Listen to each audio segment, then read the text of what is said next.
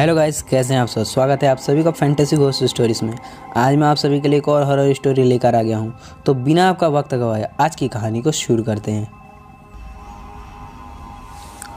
सुजीत आज बहुत खुश था। फॉरेस्ट ऑफिसर के रूप में उसकी नौकरी पक्की हो गई थी।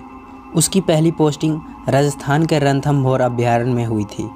सुजीत को बचपन से ही जंगलों से अलग तरह का एक लगाव था। किताबों में उनके बारे में पढ़ते हुए वो रोमांचित हो जाता था। जहाँ छुट्टियाँ में उसके दोस्त पहाड़ और समुद्र वगैरह देखने जाते थे, वहीं सुजीत अपने पापा के साथ देश के विभिन्न अभयारण्यों की सैर पर निकल जाता था। जैसे जैसे वो बड़ा होता गया, उसके सामने उसका लक्ष्य स्पष्ट होता चला गया।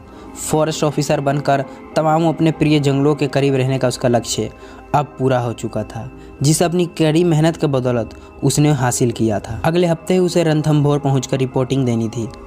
अपने पापा का आशीर्वाद लेकर वो नियति दिन वहां के लिए निकल गया। अभ्यारण्य में सुजीत को पेट्रोलिंग की प्रमुख जिम्मेदारी मिली, जिसका काम था जंगल में घूमकर यह देखना कि कहीं किसी तरह का कोई अवैध काम जैसे शिकार या पेड़ पौधों की कटाई तो नहीं हो रही है।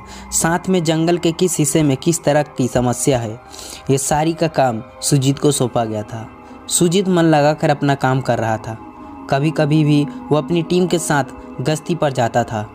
एक दिन जब वो अपने ड्राइवर राजू के साथ गश्ती पर निकला था, तो उसने राजू को जंगल के पश्चिमी दिशा के अंतिम छोर की ओर चलने के लिए कहा। यह सुनकर राजू ने सुजीत को ऐसा देखा मानो उसे उसकी बात पर भरोसा ही ना हो रहा हो। सर, क्या आप सचमुच वहाँ जाना चाहते हैं? राजू ने पूछा था। सुजीत ने कहा, बिल्कुल, उस तरफ मैं आज तक नहीं गया, इसलिए आज मैं वहीं जाना चाहता हूँ। आज मैं अकेले भी हूँ तो थोड़ा आराम से घूम सकूँगा। लगता है सर आपने वहाँ की कहानी नहीं सुनी है, इसलिए आप ऐसा बोल रहे हैं। मैं आपको वहाँ लेकर नहीं जा सकता। यह कहता हुआ राजू गाड़ी से उतर गया। सुजीत ने उसे रोका और पूछा, आखिर ऐसी क्या बात है कि तुम वहाँ नहीं जाना चाहते और किस कहानी के बारे में तुम बात कर रहे हो? सर, दरअसल जंगल का वो हिस्सा बहुत ही खतरनाक है और वहाँ बहुत से विशाल पेड़ हैं जो कि दैत्य की तरह लगते हैं। जो कोई भी वहाँ जाता है उसे वे पेड़ मारकर उसका खून चूस लेते हैं। कई बड़े बड़े बहादुर लोग उस पेड़ों का रहस्य खोजने के लिए वहाँ गए थे, लेकिन जीवित नहीं लौट सके। कुछ सिद्ध महात्मा ने भी अपनी शक्तियों से वहाँ पूजा पाठ करने की कोशिश की थी, लेकिन वे नाकाम हो गए और पागल खाने तक पहुँच गए। अंतिम घटना 5 साल पहले हुई थी। उसके बाद से उधर कोई नहीं जाता। राजू ने सारी बात सुजीत को बताई। राजू की बात सुनकर सुजीत के मन में जंगल के उस हिस्से के बारे में जानने की उत्सुकता और भी ज़्यादा बढ़ गई। हालांकि उस वक्त उसे वहां जाने का इरादा छोड़ दिया था, लेकिन उसके दिमाग में बस उसी जंगल की कहानी घूम रही थी, जिसकी सच्चाई वो अपने आंखों से देखने के लिए बेचैन था। आखिर एक दिन उसे अवसर मिल ही गया। उस दिन राजू छुट्टी पर था। कुछ बहाना बनाकर सुजीत अकेले ही जंगल की तरफ चल गया। धीरे धीरे उसकी गाड़ी जंगल के उसी खौफनाक हिस्से की तरफ बढ़ी जा रही थी। अब सुजीत उस स्थान से बस कुछ ही दूरी पर था। उन दैत्य बड़े पेड़ की हल्की हल्की सी झलक उसे दिखाई देने लगी थी, जिसके बारे में राजू ने उसे बताया था। आखिरकार गाड़ी के आगे जाने का मार्ग भी बंद हो गया था, इसलिए सुजीत अब पैदल ही चल रहा था। जैसे जैसे वो पेड़ के पास पहुंचता जा रहा था, वैसे वैसे उसकी उत्सुकता और भी ज़्यादा बढ़ती जा रही थी और वे थोड़ा थोड़ा घबरा भी रहा था। जंगल का वो पूरा इलाका अजीब सी दुर्गंध से भरा हुआ था। वहाँ जगह पर भी सूर्य की किरणें तक नहीं पहुँच रही थी। सुजीत आगे बढ़ता जा रहा था कि तभी अचानक जोर की आंधी चलने लगी। सुजीत चाहकर भी अपनी आंखें खोल ना सका। अचानक ही सुजीत को ऐसा लगने लगा कि मानो सारे पेड़ ने उसे घेर लिया हो। किसी तरह से उसने अपनी आंखें खोली तो स्वयं को पेड़ों से घिरा हुआ पाकर बहुत ज़्यादा घबरा गया। अब आंधी भी थम चुकी थी। इससे पहले कि सुजीत कुछ समझ सकता, उसने देखा कि सामने वाले एक पेड़ की विशाल डालियाँ उसकी तरफ बढ़ी आ रही हो, जैसे उसका गला दबा देना चाहती हो। सुजीत ने चीखना चाहा, लेकिन उसके गले से आवाज़ नहीं निकल रही थी। तभी एक आवाज़ गूंजी, छोड़ दो इसे, यह हमारे कुल का है, हमारा मुक्तदाता है ये। डरता हुआ सुजीत ने देखा कि पेड़ की बढ़ती हुई डालियाँ एकाएक कर रुक गई। अभी वो कुछ और समझ पाता कि वे डालियाँ एक बार फिर से उसकी तरफ बढ़ने लगी। सहसा उसके पास वाले दूसरे पेड़ ने तेजी से सुजीत के इर्द गिर्द अपनी लंबी जटाओं का घेरा बना दिया, जैसे उसकी सुरक्षा कर रहा हो। सुजीत को कुछ भी समझ नहीं आ रहा था कि आखिरकार यह क्या हो रहा है। तभी ऐसा लगा जैसे किसी जटाओं वाले पेड़ की आवाज़ आई, जब मैंने तुमसे कहा कि इसे छोड़ दो, तब तुम अपनी शैतानी शक्तियाँ क्यों दिखाए जा रहे हो? सुजीत की तरफ अपनी डालियाँ बढ़ने वाले पेड़ ने जवाब दिया, क्योंकि यह हमारा मुक्तिदाता है और मुझे इससे कोई मुक्ति नहीं चाहिए। इंसानों का खून ही पीना अब मेरा लक्ष्य बन चुका है और मेरे को इससे आनंद भी आता है। इसी के साथ वो पेड़ डरावनी हंसी हंसने लगा, जिससे सारा जंगल थरथरा उठा। तभी जटाव वाले पेड़ से फिर से आवाज़ आई, पागल मत बनो, बहुत भटक लिया हमने इस प्रेत योनि में, अब हमें मुक्त हो जाना चाहिए। तभी उस पेड़ ने कहा, नहीं, मुझे मुक्ति नहीं चाहिए। यह कहकर दूसरे पेड़ ने दोबारा से चीख लगा। यह सब देखकर सुजीत बहुत ज़्यादा डर गया था। उसे अपनी मौत साक्षात दिखाई देने लगी थी। उसके गले पर आंसुओं की लकीर खींचने लगी थी। सहसा जटाव वाले पेड़ ने फिर से आवाज़ आई, घबराओ मत और अपने आंसू पोंछ लो, तुम्हें कुछ नहीं होगा, बस तुम अब हमें इस प्रेत योनि से मुक्ति दिला दो। सुजीत ने हिम्मत जुटाकर कर कहा, लेकिन आप है कौन और मैं आपको कैसे मुक्ति दिला सकता हूँ? पेड़ ने जवाब में कहा कि इसके पीछे एक रहस्य है जो मैं तुम्हें बताता हूँ। मैं और मेरे साथी इन जंगल में निवास करने वाले कबीले का हिस्सा थे। यह जंगल ही हमारा घर संसार था। यहाँ के जानवर, पेड़ पौधे हमारे मित्र और संबंधी थे। बाहरी दुनिया से हमारा कोई संपर्क नहीं था। इस जंगल में अद्भुत गुण वाले पेड़ पाए जाते हैं। उन दिनों भारत में अंग्रेजों का राज था। जब उन्हें इन पेड़ों की जानकारी हुई तब वे ढूंढ ढूंढ कर उनकी कटाई करने लगे, जिसका प्रतिकूल असर हमारे पर्यावरण पर पड़ रहा था। उन पेड़ों को बचाने के लिए हमने पहली बार जंगल से निकलकर बाहरी दुनिया का रुख किया था। गांव के मुखिया से लेकर राजा तक हम मदद के लिए गए, लेकिन किसी ने भी हमारी सहायता नहीं की। हम स्वयं संख्या में बहुत कम थे, इसलिए अभी तक अंग्रेजी से अकेले लड़ने का हमारे पास साहस नहीं था। लेकिन जब किसी ने हमारा साथ नहीं दिया तो हमने अकेले ही लड़ने की ठान ली। एक दिन हमने पेड़ काटने वाले आए 3 अंग्रेज़ों को मार दिया। बाकी अंग्रेजी अधिकारियों को जैसे ही यह खबर मिली, वे लोग रात में अंधेरे में यहाँ आए और हमारे पूरे कबीले को देखते देखते ख़त्म कर दिया। हम में से कुछ लोग अभी अधमरे हालत में ही थे जब हमने देखा कि उनमें से एक अंग्रेजी अधिकारी हम सबका घायल शरीर को कुचलता हुआ सबकी उंगलियों से एक एक नाखून उठा रहा है। जिसकी सांसें चल रही थी वे दर्द से चीख रहे थे और वे अट्टहास कर रहे थे। उसने हमारी उंगलियों से भी नाखून उखाड़े और फिर दूसरी अधिकारियों से कहा कि वही जीत की निशानी के तौर पे इन नाखूनों का माला बनाएंगे। कुछ क्षणों के पश्चात हम सबकी सांसें थम गई। वे लोग बिना विधि विधान से हमारा अंतिम संस्कार किए, हमारी लाशों को जानवरों को खाने के लिए छोड़ कर चले गए, जिसकी वजह से हम में से कुछ लोगों की आत्मा मुक्त ना हो सकी। जैसे जैसे हमारा बचा कुचा शरीर मिट्टी में मिलता गया, वैसे वैसे वहाँ से पेड़ के रूप में हम उगते गए। हमें इंसानों से घृणा है, बहुत ज़्यादा घृणा। इसलिए जो इंसान यहाँ आता है हम उसका खून पी जाते हैं। 5 वर्ष पहले पहुँचे हुए एक महात्मा यहाँ आए और उनके उपदेश से हमारी बदले की आग कुछ कम हुई। उन्होंने बताया कि हमारे कुल में एक वंशज ने नया जन्म लिया है। जब वो यहाँ आएगा तब हमें उसे घृणित जीवन से मुक्त मिल जाएगी। और देख लो, तुम आ ही गए। लेकिन आपको कैसे पता चला कि मैं ही आपका भेजा हुआ वो वंशज हूँ? सुजीत ने हैरानी से पूछा। पेड़ ने कहा, तुम्हारे गाल पर हमारे कबीले के निशान को देखकर मैं तुम्हें पहचान गया। सुजीत को ख्याल आया कि बचपन से उसके गले पर एक अजीब सा निशान है जो कि परिवार में किसी के शरीर पर नहीं था। इस निशान की वजह से कभी कभी उसे सब चिढ़ाते भी थे कि उसके पिता ने उसे गोद लिया है। तब सुजीत इस निशान को मिटाने की कोशिश करता था, लेकिन यह मिट नहीं पाता था। पेड़ की आवाज़ एक बार फिर गूंजी, हम में से अधिकांश लोग मुक्ति चाहते हैं, इसीलिए अब तुम इन सब की दृष्टि की बातों को सुनो और हमारी मदद करो। क्या करना होगा मुझे बताइए, मैं ज़रूर करूँगा, सुजीत ने दृष्टि नीचे करते हुए कहा। पेड़ ने बताया कि यह जंगल में अंग्रेज़ों की कोठी है। हमारे नाखून से बनी हुई मालाएं वहाँ कहीं रखी हुई है। तुम्हें उसे ढूंढ कर यहाँ लाना होगा और फिर उसे जलाना होगा, तभी हमारी मुक्ति होगी। जैसे ही पेड़ ने यह रहस्य खोला तब खामोश खड़ा दूसरा पेड़ ने चीख मारी और उसे बोला, मैं इसे कामयाब नहीं होने दूंगा। सुजीत कुछ कहता उससे पहले अचानक लगा जैसे उसे कोई जोर जोर से हिला रहा हो। उसकी आंखें खुली तो देखा कि सामने राजू खड़ा था और वे अपने बिस्तर पे सोया हुआ था। सुजीत हैरानी से उठकर बैठ गया। तभी राजू बोला, सर आपको क्या हो गया था? अभी आपके कमरे से कितनी तेज आवाज़ें आई थी। सुजीत ने बहाना बना दिया कि मेरी तबीयत थोड़ी ख़राब है इसलिए मैं सो गया था, शायद कोई बिल्ली घुस आई होगी, उसी की आवाज़ होगी। फिर वह सोचने लगा कि जंगल से अचानक वो अपने कमरे में कैसे पहुंच गया, क्या वो कोई सपना देख रहा था। तभी उसकी नज़र अपने कपड़ों पर पड़ी। पेड़ की जटाव से घिरे के निशान उसे अपने कपड़े पर उभरे हुए दिखे। वे समझ गया कि उस पेड़ ने अपनी शक्ति से उसे यहाँ पहुँचा दिया था। पेड़ की कही हुई बातों को याद करके वे अंग्रेज़ों की कोठी में जाने के बारे में सोचने लगा।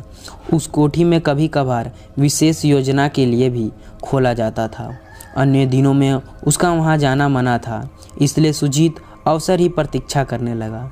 जल्द ही उसे यह अवसर भी मिल गया। राज्य के मुख्यमंत्री अपने परिवार के साथ जलसे के लिए उस कोठी में आ रहे थे।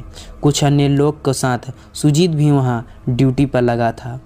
साफ सफाई करवाने के बहाने सुजीत कोठी में गया और नाखून वाली माला को खोजने लगा, लेकिन वह माला उसे कहीं नहीं मिल रही थी। सुजीत बहुत ही निराश था। जलसे का दिन आ गया था। मुख्यमंत्री के पहुंचने पर वह उसकी अवघात में लग गया। साथ में एक बार फिर उसे उस माला की तलाश में लगना पड़ा। मुख्यमंत्री के साथ आई उन 6 साल की बेटी बहुत चंचल थी और पूरी कोठी में दौड़ भाग कर रही थी। सुजीत उसका ख्याल रखने के बहाने कोठी में घूम रहा था। वे उसके साथ खेल रहा था। तभी उस बच्ची का बाल दीवार में गड़े एक कील में उलझ गया। सुजीत उनके बालों को निकालने गया तो कील उखड़कर उसके हाथ में आ गई और उस कील से लिपटी हुई वह मालाएं भी सुजीत के हाथों में आ गई। उस माला को देखकर सुजीत एकाएक कांप गया। आखिर ये जिंदा इंसान के नाखून को उखाड़ कर बनाया गया माला था जो कि उसके हाथों में था। सुजीत ने सबकी नज़र बचाकर जल्दी से वो मालाएं अपने जेब में डाल ली। तभी एक झटके से कोठी के सारे दरवाजे खिड़कियां खुल गए और तेजी से बवंडर आ गया। कोठी की सारी बत्तियां गुल हो गई। सुजीत को ऐसा लग रहा था मानो कोई उसे मार देना चाहता हो। कभी उसका गला पर थप्पड़ लगता तो कभी उसका कोई गला दबाता, कभी उसके पेट में कोई घूंसे मारता। तरह तरह की पटकन उसके साथ हो रही थी। घबराते हुए वो कुछ नहीं सोच पा रहा था। जैसे ही उसने अपनी मदद के लिए भगवान से प्रार्थना की तो उसके पापा की एक बात उसे याद आई। उसने जल्दी से हनुमान चालीसा का पाठ शुरू कर दिया और उसे पढ़ने लगा। थप्पड़ और घूसों की गिनती बढ़ती गई लेकिन वह नहीं रुका। जैसे ही उसने 108 चालीसा का जाप करता रहा, अचानक से सब कुछ शांत हो गया। बवंडर खत्म होने के साथ ही कोठी की बत्तियां भी जल गई, जैसे वहाँ कुछ हुआ ही ना हो। सुजीत ने हनुमान चालीसा और पापा के मन में मन प्रणाम किया। इस अचानक हुई घटना से सब लोग डर गए थे। मुख्यमंत्री तुरंत अपने परिवार को लेकर वहाँ से निकल गए। सुजीत और बाकी के लोग भी डरते डरते घबराते अपने अपने क्वार्टर में आ गए। सुजीत ब्रह्मा सुमित्री की प्रतीक्षा करने लगा। उसने सुना था कि इस वक्त शैतानी ताकतें कमज़ोर हो जाती है। जैसे ही ब्रह्मा सुमित्री की घड़ी पास आने लगी, सुजीत उठा। उसने नाखूनों की माला के साथ साथ माचिस को भी संभाल कर अपने पास रखकर पैदल जंगल की उस खौफनाक हिस्से की तरफ बढ़ता चला गया। सारे रास्ते वो बिना रुके हनुमान चालीसा का पाठ करता रहा। कुछ ही देरों में वह उन पेड़ों के बीच में पहुंच चुका था। जैसे उसने अपने जेब में नाखूनों की माला को निकालने के लिए हाथ डाला, पेड़ उसे रोकने की कोशिश करने लगे, लेकिन हनुमान चालीसा के साथ ब्रह्मा मोहित अपनी शक्तियों को कमज़ोर करने के कारण सुजीत को वो छू भी नहीं पा रहे थे। जैसे ही सुजीत उस माला को जलाने के लिए माचिस की तिल्ली जलाया, उन पेड़ों में से पत्तियों के खून की बारिश करने लगी, जिससे सारी तिलियाँ बूझ गई। एकाएक कर सुजीत की सारी तिलियाँ बूझ गई। ब्रह्मा मुहित्र भी अब बीतने वाला था। दूसरे पेड़ ने अपनी जटाओं से सुजीत को सहलाते हुए कहा, कुछ करो बेटा, कुछ करो, इन मालाओं को जलाओ। सुजीत ने सोचा वापस जाकर दूसरी माचिस ले आए। वह जैसे ही उठा, दुष्ट पेड़ ने अपनी डालिया से उसे जकड़ लिया। सुजीत छटपटा रहा था। उसके हाथों से नाखून की माला भी छूट गई थी। तभी अचानक पीछे से माचिस की एक जलती हुई तीली उन माला पर जा पड़ी और वह माला धूं धूं करके जलने लगी। जैसे जैसे मालाएं जलती गई, पेड़ की डालियाँ की गिरफ्त ढीली होती गई।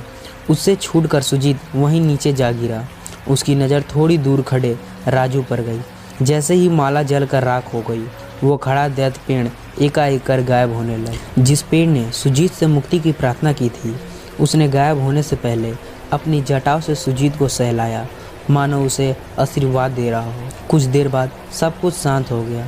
साथ में ही वहाँ का आसमान एकाएक कर साफ हो गया। सूर्य की किरणें जैसे जैसे धरती को स्पर्श किया, वहाँ मौजूद सारी दुर्गंध मिट गई। राजू भी अब तक सुजीत के पास पहुँच चुका था। सुजीत ने अपनी जान बचाने के लिए उसका धन्यवाद करते हुए उससे यहाँ आने के बारे में पूछा, तो उसने बताया कि साहब जी, मैं आपसे जुड़े हुए बहुत बुरे सपने देख रहा था, जिसके कारण मेरी नींद टूट गई।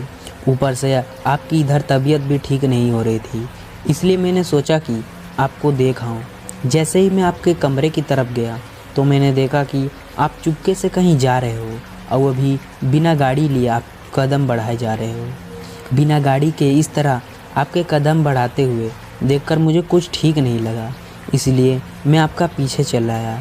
जब मैंने देखा कि आप उस मलाव को जला नहीं पा रहे हैं और उस पेड़ों ने आपको घेर लिया है, तब बस मैं मौका देखकर भगवान का नाम लिया और अपनी जेब में रखी हुई माचिस से माला जला दी। लेकिन साहब जी, किसी को बताइएगा मत, मैं सिगरेट पीने के लिए माचिस रखता हूँ, क्योंकि जंगल में माचिस लेकर घूमने की मनाही है। सुजीत ने उसे गला लगाते हुए कहा, नहीं बताऊँगा, लेकिन आज से तुम्हें अपनी बुरी आदत छोड़नी होगी। मैं पूरी कोशिश करूँगा, राजू ने कहा। भगवान को धन्यवाद करते हुए वे दोनों वहाँ से निकल गए। जब वे वापस पहुँचे तो पाया कि दूसरे अधिकारी वहाँ बेचैनी से हलचल में इधर उधर दौड़ रहे हैं। सुजीत के पहुँचते ही उन्होंने उसे ऑफिस में बुलाया और कहा कि हमें खबर मिली है कि तुम चोरी चुपके से कहीं जाते हो। सच सच बताओ, क्या बात है? तुम दुश्मन के एजेंट तो नहीं हो? सुजीत ने उन्हें उस जंगल की सारी बात बता दी। राजू ने भी वहाँ आकर सुजीत की बात में पुष्टि की। सब लोग यह जानकर बहुत ही खुश थे कि अब जंगल की खौफनाक दास्तां हमेशा के लिए मिट गई है। सुजीत और राजू की इन बहादुरों के लिए प्रशंसा करते हुए अधिकारियों ने कहा कि यह तो अच्छी बात है कि तुम दोनों बहादुर हो, लेकिन आगे से ऐसा खतरनाक काम अकेले मत करना। सोचो, अगर तुम्हें कुछ हो जाता तो तुम्हारे परिवार का क्या जवाब देते हम। हमें सर हिलाकर दोनों अपने अपने कमरे में चले गए। कमरे में पहुंचकर जब सुजीत ने आईना देखा तो उसे अपने गले का वह जन्म निशान नहीं दिखा। उसकी नज़र अपने कमरे में लगी भगवान की तस्वीर पर पड़ी। उसे ऐसा लगा मानो वह कह रहे हों, अब उसका निशान की कोई आवश्यकता नहीं है। मन का आभार व्यक्त करते हुए सुजीत अपनी पूरी लगन के साथ जंगल की तरफ अपनी जिम्मेदारी निभाने लगा। तो दोस्तों, ये थी आज की हमारी एक कहानी। अगर आपको ये कहानी पसंद आए तो दोस्तों वीडियो को लाइक कर दीजिएगा। दोस्तों, जैसा मैंने आपको कहा था कि मैं आपके लिए 15 या 20 मिनट की एक स्टोरी लेकर आने वाला हूँ, तो दोस्तों मैंने अपना वादा पूरा कर दिया। अब आप लोगों का वादा पूरा करने की बात है। आपको ज़्यादा कुछ नहीं करना, आपको वीडियो को लाइक करना है, चैनल को सब्सक्राइब करना है। तो मिलता हूँ एक और वीडियो के साथ, तब तक के लिए बाय बाय।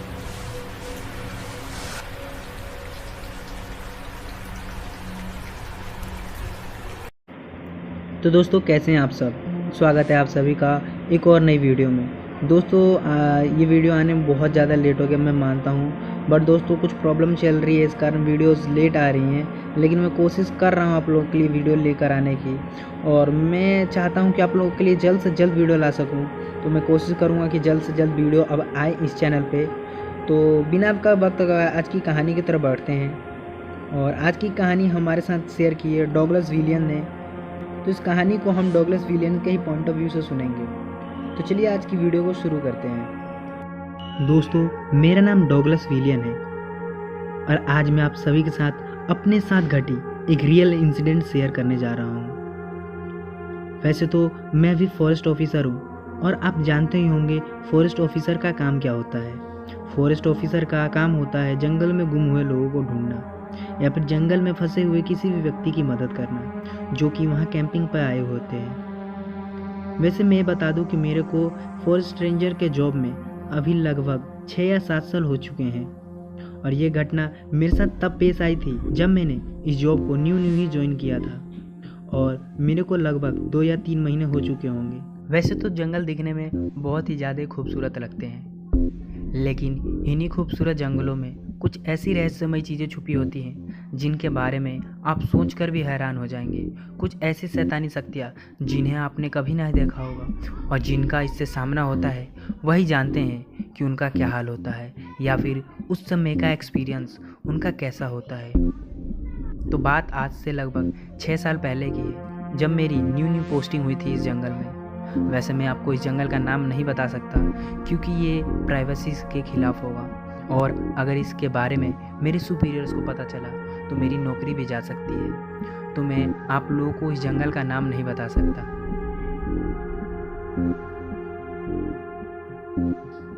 तो एक बार की बात है, मैं अपने केबिन में बैठा ही हुआ था, तभी अचानक हमारे पास एक कॉल आई। वो कॉल एक कपल्स की थी। वो बहुत ज़्यादा डरे हुए थे और हमसे मदद की गुहार लगा रहे थे। वो हमसे बस यही बात बोल रहे थे, हेल्प मी, हमें बचा लो, ये चीज़ जो भी है हमें मार देगी। हमने कहा पहले आप शांत हो जाइए, पहले बताइए आपको कौन मार देगा और आप कहाँ पर हैं अभी। उन्होंने कहा हम नहीं जानते ये चीज़ क्या है, ये कोई जानवर है या कुछ और, हम इसे नहीं जानते हैं क्योंकि हमने इसे पहली बार देखा है और इसने हमारे 2 साथियों को भी मार दिया है। हमने उनसे पूछा कि आप पहले अपनी लोकेशन बताइए और एक सुरक्षित जगह कहीं छुप जाइए। उन्होंने अपनी लोकेशन बताई और उन्होंने जो लोकेशन बताई थी वो लोकेशन साउथ एरिया के सबसे कोने साइड में थी, मतलब कि हमारे साउथ साइड में सबसे अंदर, जहाँ से जंगल बहुत ही ज़्यादा घना होता चला जाता है। हमने उनसे कहा कि आप जल्दी से एक सुरक्षित जगह छुप जाइए, हम जल्द से जल्द आप तक पहुंचने की कोशिश करते हैं। इससे पहले कि हम उन्हें और कुछ बोल पाते, उनका कॉल कट हो गया। हम लोगों ने तुरंत गाड़ी निकाली और उसी दिशा की तरफ चलने लगे। हमारा जहाँ केबिन है वहाँ से उस जगह जाने में करीबन 20 या 25 मिनट तो लग ही जाते हैं, और हम लोगों को उन कपल की बहुत ज़्यादा फिक्र हो रही थी कि आखिरकार उनकी क्या हालत, कि आखिरकार उन्होंने ऐसा क्या चीज़ देख लिया है जो वो इतने घबराए हुए थे, और ऐसा कौन सा जानवर है जो उनके 2 साथियों को मार गिराया है, या फिर वो हमसे प्रैंक कर रहे हैं। लेकिन उनकी आवाज़ से ऐसा लग नहीं रहा था कि वो प्रैंक कर रहे हैं। मेरा दोस्त मेरे साथ वाली सीट पे बैठ के गाड़ी को एकदम तेज स्पीड में दौड़ाया जा रहा था। हम कुल 3 आदमी थे। तकरीबन 20 या 25 मिनट ड्राइव करने के बाद हम उस एरिया में पहुंचे। जब हम उस एरिया में पहुंचे तो हमें वहाँ कोई भी नहीं दिख रहा था। हम लोगों ने कहा कि हम लोग तीनों दिशाओं में बढ़ जाएंगे और उन्हें ढूंढने की कोशिश करेंगे, और जिसको भी वो दोनों मिले तुरंत हमें मैसेज करेगा। हमारे पास वॉकी टॉकी थी जिससे हम एक दूसरे को मैसेज कर सकते थे। हम तीनों 3 दिशा में फैल गए उन्हें ढूंढने के लिए, और उन्हें आवाज़ मारने लगे, हेलो कोई है, हेलो कोई है, लेकिन किसी की भी आवाज़ नहीं आ रही थी। मैं जिस एरिया में गया था वो एरिया बहुत ही सुनसान लग रहा था। वहाँ दूर दूर तक किसी जानवर तक का नामो निशान नहीं था कि तभी मेरा पैर किसी चीज़ पे पड़ा। जब मैंने ये देखा तो वहाँ का नज़ारा देखकर मेरी आंखें फटी की फटी रह गई। वो किसी इंसान का हाथ था। ये सब देखते ही मेरी चीख बहुत तेज़ी से निकल गई, और फिर मेरे को उन कपल्स की बात याद आई। क्योंकि उन्होंने कहा था कि हमारे 2 साथियों को किसी चीज़ ने मार दिया है, लेकिन इतनी बेरहमी से तो कोई जंगली जानवर किसी को मार नहीं सकता, और अगर उसको उस आदमी को मार के खाना ही था तो वो हाथ यहाँ छोड़ के क्यों जाएगा। उसके बाद मैंने आगे देखा तो आगे खून के छींटे पड़े हुए थे। मैं उस खून का छींटे का पीछा करने लगा। पीछा करते करते मैं एक ऐसी जगह पहुंचा जहां का नज़ारा देखकर तो मैं और भी ज़्यादा दंग रह गया, क्योंकि वहां पर एक इंसान की डेड बॉडी थी जो कि बहुत बुरी तरीके से फटी हुई थी। ऐसा लग रहा था किसी जानवर ने खाकर बुरी तरह से उसे वहीं छोड़ दिया हो। वो देखकर तो मुझे उल्टी भी हो गई। मेरी समझ में ही नहीं आ रहा था कि आखिर ये कौन सा जानवर है जो इस जंगल में आ चुका है और यहाँ के लोगों को मारे जा रहा है। उसके बाद मैंने वॉकी टॉकी पे अपने साथियों को इसके बारे में बताया और अपनी लोकेशन उनके साथ शेयर की। कुछ ही देर में वो दोनों भी मेरे पास आ गए और वो भी वहाँ का नज़ारा देखकर हैरान के हैरान रह गए। उन्हें भी समझ नहीं आ रहा था कि आखिरकार ये हो क्या रहा है। फिर उसके बाद हमने कहा, सुनो, अब कोई भी अलग नहीं होगा, सब एक साथ ही रहेंगे और अगर कुछ भी दिखे तो सबसे पहले एक दूसरे को बताना। उसके बाद हम तीनों साथ में होकर उस जंगल को छानने लगे और उन कपल्स को आवाज़ देने लगे। तभी हमें झाड़ियों के पीछे से किसी चीज़ की ससराहट की आवाज़ आई। यह आवाज़ सुनकर हम तीनों चौकन्ने हो गए और हमने अपनी अपनी पिस्टल उधर की तरफ पॉइंट कर दी कि तभी वहाँ से 2 व्यक्ति निकले, जिसमें एक फीमेल थी और एक मेल था। जब हमने उनसे पूछा कि आपने ही हमें कॉल किया था, तो उन्होंने कहा, जी हाँ, हमने ही आपको कॉल किया था। तब जाके हमें राहत मिली कि चलो ये दोनों सेफ हैं। उसके बाद हमने उनसे पूछा कि आखिरकार यहाँ क्या हुआ था, तो उन्होंने बताया कि वो 4 दोस्त यहाँ पर कैंपिंग करने के लिए आए हुए थे और बड़े मज़े से कैंपिंग भी कर रहे थे। उन्हें यहाँ आए 2 दिन हो चुके हैं। पहली रात तो उनके साथ कुछ ऐसा घटना नहीं घटा, लेकिन दूसरी रात उनके एक दोस्त को टॉयलेट जाने की आवश्यकता महसूस हुई और वो एक दोस्त को जगाकर टॉयलेट करने चला गया, लेकिन आधे घंटे से ऊपर हो गए थे और वे टॉयलेट करके वापस नहीं आए। तो हम सभी ने उसे ढूंढने का फैसला किया और उसे ढूंढने के लिए इधर उधर जाने लगे। हम लोग अपने दोस्त को आवाज़ मार रहे थे, लेकिन उसकी आवाज़ हमें कहीं से भी नहीं आ रही थी कि तभी एक दोस्त की नज़र फ्लैश लाइट की रोशनी में सामने की तरफ पड़ी, तो वो वहाँ का नज़ारा देखकर दंग रह गया। उसने देखा कि कोई अजीब सी चीज़ जिसके सर पे 2 सींग हैं और वो देखने में एकदम दुबला पतला, जिसके मुंह से खून बह रहा है, वो उनके दोस्त को मार के खा रहा है। वो देखकर मेरे उस दोस्त की चीख निकल गई। उसकी आवाज़ हमने भी सुनी थी। वो भागता भागता हुआ कैंप के पास आया। हम दोनों भी कैंप के पास आ चुके थे। उसने बताया कि जल्दी भागो यहाँ से, वो चीज़ हमें नहीं छोड़ेगी, पता नहीं वो क्या है।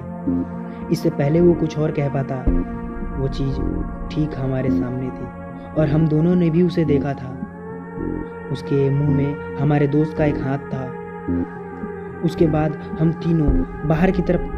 हम तीनों जंगल से बाहर की तरफ भागने लगे, लेकिन भागते भागते हमारे उस दूसरे दोस्त का पैर फिसल गया, जिसके कारण वो वहीं गिर गया। हम उसे उठाना चाहते थे, लेकिन वह शैतान ठीक हमारे पीछे था। हम इससे पहले कुछ कर पाते कि वो हमारे दोस्त को पकड़कर जंगल की तरफ घसीटता हुआ लेके चला गया और फिर हम वहाँ से भागकर एक जगह जाकर छुप गए और आप लोगों को कॉल किया। ये बात सुनकर तो हम भी दंग रह गए कि ऐसी चीज़ तो हमने कभी देखी ही नहीं है। उसके बाद हमने उन दोनों को अपनी कार में बैठाया और उसके बाद अपने कंट्रोल रूम में ले गए और वहाँ ले जाने के बाद उनसे पूछताछ की और उसके बाद हम लोगों ने उस जंगल को पूरा रेस्क्यू किया, लेकिन हमें उस जंगल में ऐसी कोई चीज़ नहीं दिखी।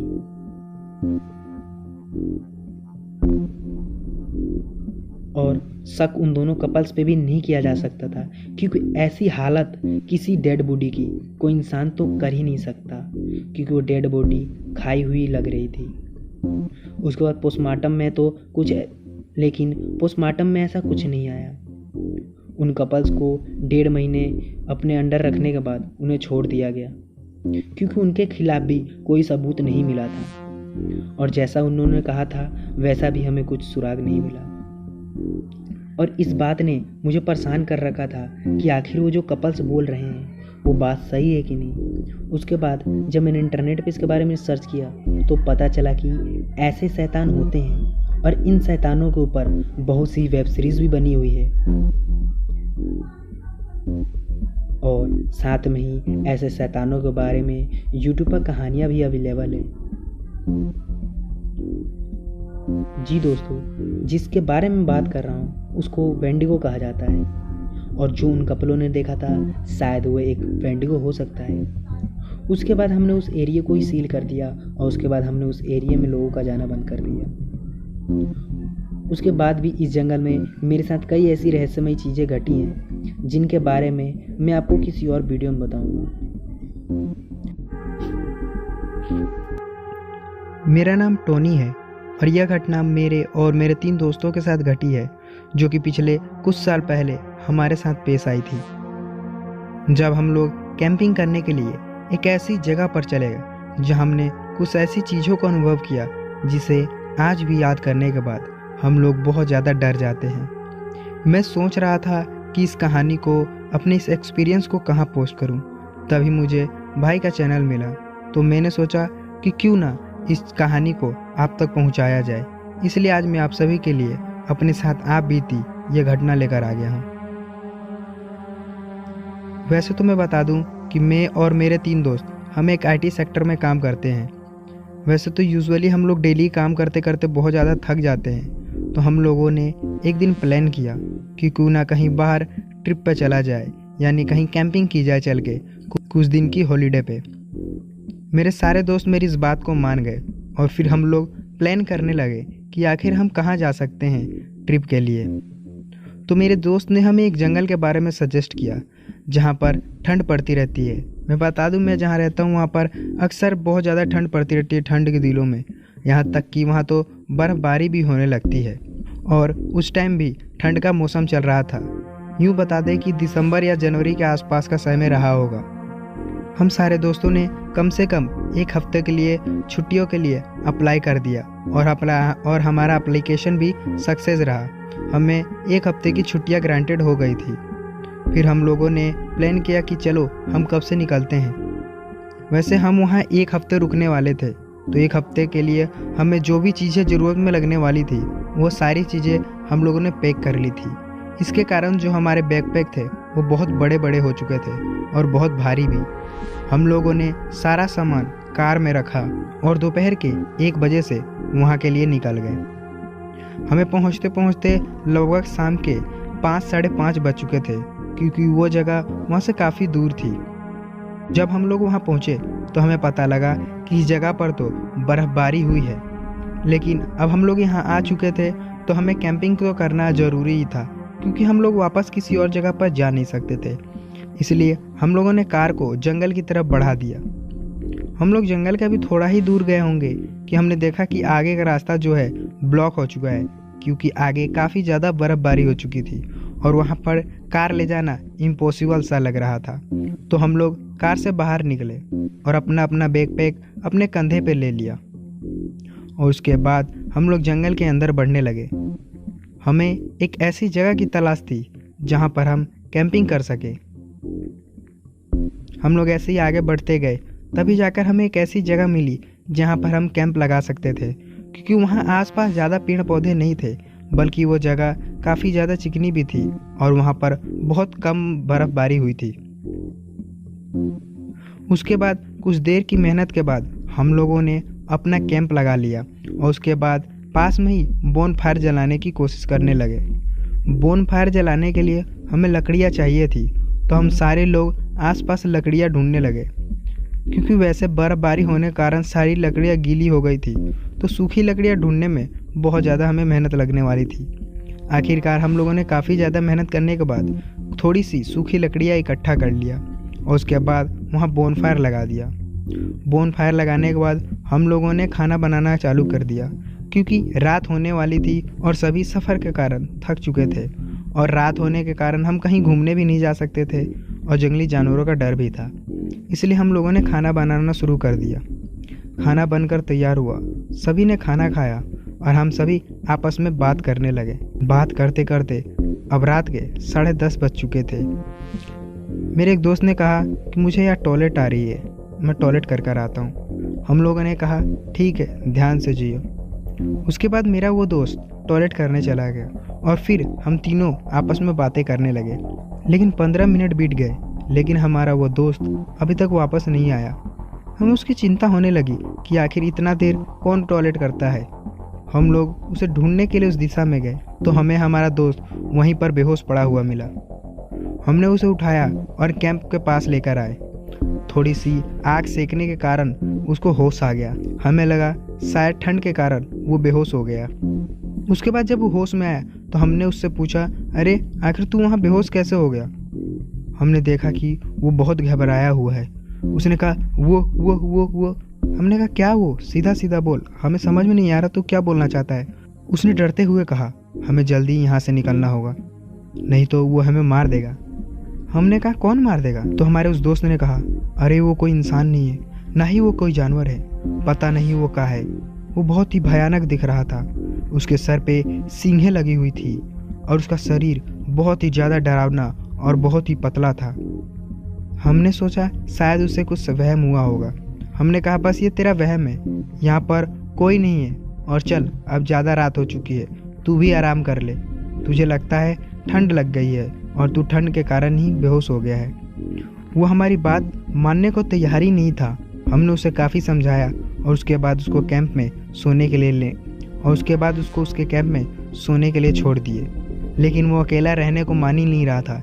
इसलिए मैंने उसे अपने साथ सुलाने का फैसला कर लिया।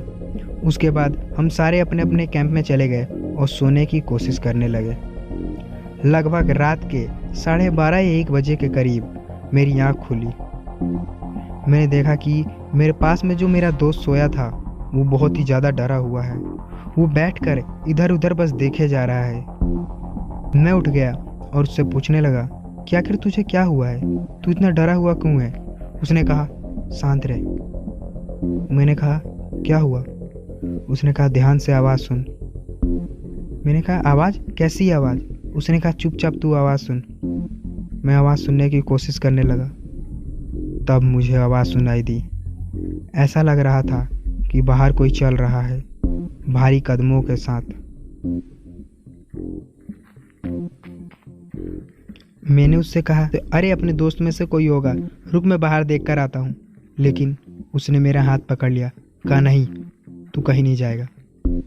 मैंने कहा अच्छा ठीक है, मैं कहीं नहीं जा रहा, लेकिन मेरे देखने तो दे धीरे से, आखिरकार है क्या वो। मैंने धीरे से अपने कैंप की चैन नीचे की और बाहर देखने लगा। तब जाकर मैंने उसे देखा। उसे देखकर मैं भी बहुत ज़्यादा डर गया था।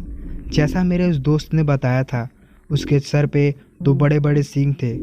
उसका मुंह किसी हिरन जैसा लग रहा था। उसका शरीर बिल्कुल पतला किसी कंकाल की तरह दिख रहा था। उसकी लाल चमकती हुई आंखें और मुंह से टपकता हुआ खून, वो बहुत ही ज़्यादा खतरनाक लग रहा था। वो देखने से ना तो कोई इंसान लग रहा था और ना ही कोई जानवर, क्योंकि उसका शरीर केवल इंसान की तरह था और उसका सर किसी हिरन की तरह। उसे देखकर मैं भी बहुत ज़्यादा डर गया और वो हमारे दूसरे दोस्तों के कैंप के बाहर ही टहल रहा था। वो हमारे कैंप के पास इसलिए नहीं आ पा रहा था शायद क्योंकि हमारे कैंप के पास ही वो बोनफायर जल रही थी और वो केवल उसी कैंप के पास आगे पीछे टहल रहा था। उसके बाद मैंने देखा कि वो जीव जो कुछ भी है वहीं मेरे दोस्त के कैंप के पास बैठ गया और एक अजीब सी गुर्राहट की आवाज़ निकालने लगा। मैंने तुरंत अपने दोस्त को फ़ोन किया। उसने फ़ोन रिसीव किया। वे भी कैंप में जग चुके थे और वे भी बहुत ज़्यादा डरे थे क्योंकि उन्होंने भी उस चीज़ को देख लिया था। मैंने उनसे कहा चाहे कुछ भी हो जाए तुम अपने कैंप से बाहर मत निकलना, ठीक है? उन्होंने कहा ठीक है, हम अपने कैंप से बाहर नहीं निकलेंगे। उसके बाद मैंने भी अपना सर अंदर किया और कैंप का गेट बंद कर लिया। उसके बाद हम भी चुपचाप अंदर बैठ गए। हम सारे लोग बहुत डरे हुए थे। मैंने फ़ोन को कट नहीं किया था, मैंने फ़ोन को कनेक्ट रखा था ताकि कुछ भी हो तो हम सबको पता लग सके। उसके बाद हम लोग सुबह होने का इंतज़ार करने लगे। ऐसे ही इंतज़ार करते करते कब सबकी आंख लग गई किसी को पता नहीं चला। सुबह के 6 बज चुके थे। मेरी आंख खुली। जब मैंने बाहर की ओर देखा तो मैंने पाया कि वहाँ पर अब कोई नहीं है।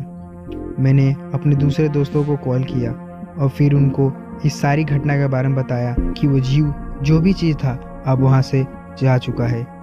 फिर उसके बाद हम सारे बाहर निकले और उसके बाद हम लोग सब अपना टेंट वेंट पैक करके वापस अपने घर की ओर आ गए।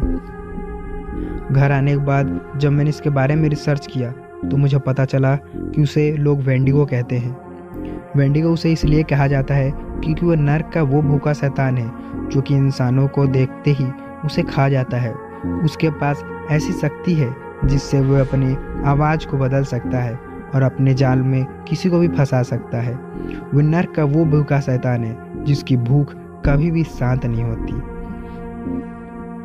और उस रात शायद हम लोग उस बॉनफायर की वजह से ही बच गए, क्योंकि मुझे ये भी पता चला कि ये जो वेंडिगो होते हैं वे आग के पास जल्दी नहीं आते हैं। तो दोस्तों, कैसी लगी आज की हमारी ये कहानी कमेंट बॉक्स में ज़रूर बता दीजिएगा। जानता हूँ कि वीडियो आने में बहुत ज़्यादा लेट हो गया, लेकिन मैं कोशिश करूँगा कि अब जल्द से जल्द आप लोगों के लिए वीडियो ला सकूँ। तो चैनल को सब्सक्राइब कर लीजिए। जब तक के लिए बाय बाय।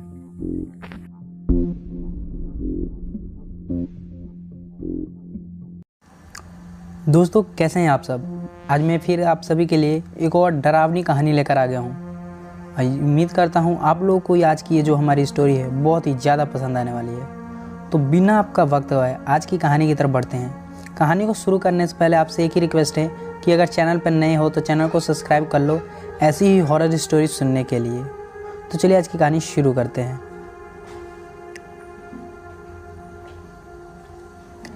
हेलो दोस्तों, कैसे हैं आप सभी? मेरा नाम सुजीत है और मैं अमेरिका में रहता हूँ। वैसे मैं हमेशा से ही अमेरिका में नहीं रहता, पहले मैं इंडिया में रहा करता था। जब मैं यहाँ अमेरिका रहने लगा तो मुझे यहाँ एक लड़की से लव हो गया और यहीं पे मेरी उसके साथ शादी हो गई, जिसके कारण मेरे को वहाँ की नागरिकता मिल गई और मैं वहीं रहने लगा। मेरी जो वाइफ है उसका नाम साइला है और मेरे अभी 2 बच्चे भी हैं। आज जो कहानी मैं आप सभी लोगों को बताने जा रहा हूँ वह मेरे साथ घटा है। वैसे मैं एक फॉरेस्ट रेंजर हूँ। जो नहीं जानते कि फॉरेस्ट रेंजर कौन होते हैं तो मैं बता दूँ उनको। फॉरेस्ट रेंजर वे होते हैं जो जंगल में खोए हुए लोगों को खोजने का काम करते हैं और जंगल में घूमने आए टूरिस्ट लोगों को गाइड करने और उनका जंगल में आने वाले हर परेशानी मुसीबत से बचाने का काम हमारा ही होता है। मैं बता दूं कि मुझे इस जॉब में आए लगभग 10 साल हो चुके हैं और इन 10 सालों में मैंने जंगल में बहुत से अजीब गरीब चीज़ों का सामना भी किया है। पहली घटना जो मुझे बहुत ही ज़्यादा डरा देती है वो आज से लगभग 6 साल पहले घटी थी। मैं जिस जंगल में पोस्टेड हूँ वो बहुत ही बड़ा और कई एकड़ों में फैला हुआ है और साथ में ही जंगल के बीचों बीच कुछ किलोमीटर तक एक सड़क बनाया गया है, जिसके कारण वहाँ पे आए टूरिस्ट जंगल में आसानी से इधर उधर घूम सके। तो ऐसे ही एक बार एक फैमिली जंगल में इधर उधर घूम रही थी कि अचानक उनको जंगल में कुछ अजीब सा दिखा, जिसे देखने के बाद वे लोग बहुत ही ज़्यादा डर गए और फिर उसके बाद उन्होंने तुरंत हमें फ़ोन किया और हमें सारी बात बताई। उनकी इस बात को सुनने के बाद हमें तो ऐसा लगा कि शायद वे हमसे मजाक कर रहे हैं, लेकिन हमको तो वहाँ पर जाना ही था। मैं तुरंत उनकी बताई हुई लोकेशन पर पहुँचा जहाँ पर वे लोग थे। जब मैं वहाँ पर पहुँचा तो मैंने उनसे उसके बारे में पूछा कि आखिरकार उन्होंने क्या देखा है। तो उन्होंने बताया कि जब वो यहाँ घूम रहे थे तभी उनको ऐसा महसूस हुआ कि कोई और भी उनके साथ है और उन्हें देखे जा रहा है। फिर हमारी नज़र एक पेड़ के पास गई और फिर जो हमने चीज़ देखी उसे देखकर हम बहुत ही ज़्यादा डर गए। उसकी एक ही झलक हमें दिखी थी, वह एकदम सफ़ेद और पतला सा कुछ था और वह अपने दोनों पैरों पर खड़ा था। तो मैंने बोला कि शायद वो कोई इंसान होगा, लेकिन उसके बाद उन्होंने जो मुझे बताया उसे सुनकर तो एक पल के लिए मैं भी डर गया।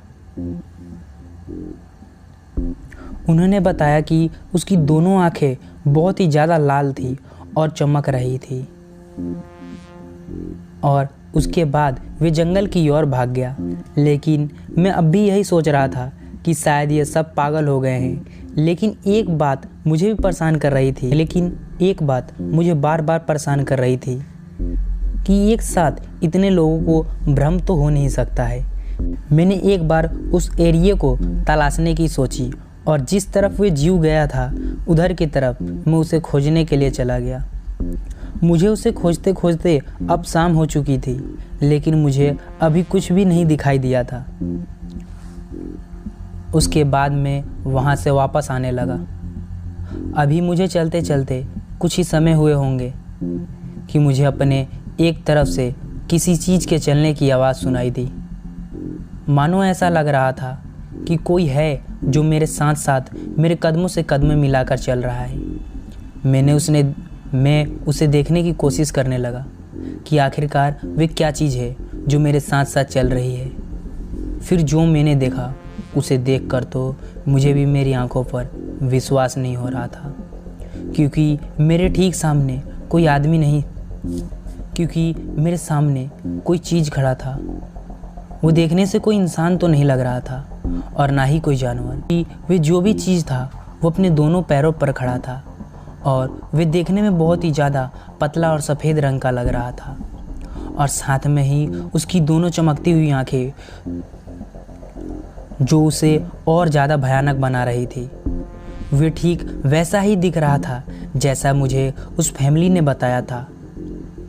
वे सीधा मेरी आंखों में देख रहा था और उसके चेहरे पर एक अलग ही प्रकार की मुस्कान थी, मानो ऐसा लग रहा था कि वह मुझे मार देना चाहता हो। कि तभी वह अचानक से मेरी तरफ आने लगा। उसे अपनी तरफ आता देख मैं वहाँ से तेज़ी से भागने लगा। वे बहुत तेज़ी से मेरा पीछा कर रहा था। मैंने अपनी बंदूक निकाली और पीछे मुड़कर बिना देखे उस पर गोलियां चलाना शुरू कर दिया, लेकिन ये क्या, मेरी गोली का कोई भी असर उस पर नहीं हो रहा था। मेरी गोली उसके शरीर पर तो लग रही थी, लेकिन उसे उसका कोई प्रभाव नहीं पड़ रहा था। उसके बाद मैं भागते भागते अपनी गाड़ी तक पहुंचा और अपनी गाड़ी में बैठकर गाड़ी को तेज़ी से भगाना शुरू कर दिया। कि तभी पता नहीं अचानक कैसे वे जीव जो भी था वो ठीक मेरे गाड़ी के सामने आ गया। तब मैंने उसे ठीक से देखा। वो दिखने में तो किसी इंसान की तरह लग रहा था, लेकिन उसका सर किसी हिरन जैसा था। उसकी आंखें एकदम लाल चमक रही थी और अब एकदम पूरा माहौल एकदम भयानक हो चला था, क्योंकि अब साथ में ही मेरे आसपास बहुत ही गंदी बदबू आने लगी थी। ये बदबू बर्दाश्त से बाहित होती जा रही थी, क्योंकि ऐसा लग रहा था जैसे कहीं मांस सड़ रहा हो। मैंने इन सब की परवाह नहीं की और मैंने सोचा कि अब मैं गाड़ी नहीं रोकूंगा, चाहे जो कुछ भी हो जाए। और मैं तेज़ी से गाड़ी उसकी तरफ भगाता चला गया और अचानक से न जाकर मैंने उसे एक टक्कर मार दी। और टक्कर मारने के बाद मैं अपनी गाड़ी को भगाता हुआ उस जंगल से बाहर की ओर अपने कैंप के पास आ गया, और मैंने पीछे मुड़कर भी नहीं देखा कि आखिरकार वे चीज़ क्या थी। और तब से लेकर आज तक मैंने यह बात किसी को भी नहीं बताई। और जब मैंने इसके बारे में रिसर्च किया तो मुझे पता चला कि इसको वेंडिगो कहते हैं। और वेंडिगो एक ऐसा शैतान होता है जो कि इंसानों का शिकार करता है, यानी उन्हें मारकर खा जाता है। तो यही थी आज की मेरी एक सच्ची घटना जो कि मैंने आप लोगों तक पहुंचाई। तो दोस्तों, कैसी लगी आज की हमारी ये कहानी? अगर आज की स्टोरी आपको अच्छी लगी हो तो वीडियो को एक लाइक करिए। चैनल पर अगर नए हो तो चैनल को भी सब्सक्राइब कर लीजिए। और हाँ, अगर आप लोगों के पास भी कोई ऐसी स्टोरी है तो आप हमारे साथ हमारे इंस्टाग्राम पे शेयर कर सकते हैं। इंस्टाग्राम का लिंक आपको डिस्क्रिप्शन में मिल जाएगा, और साथ में ही चैनल के अबाउट सेक्शन में भी आपको इंस्टाग्राम का लिंक दिया हुआ है। तो जाइए वहाँ पर अपने साथ घटी कोई भी हॉरर स्टोरी हमारे साथ शेयर करिए। तब तक के लिए बाय बाय।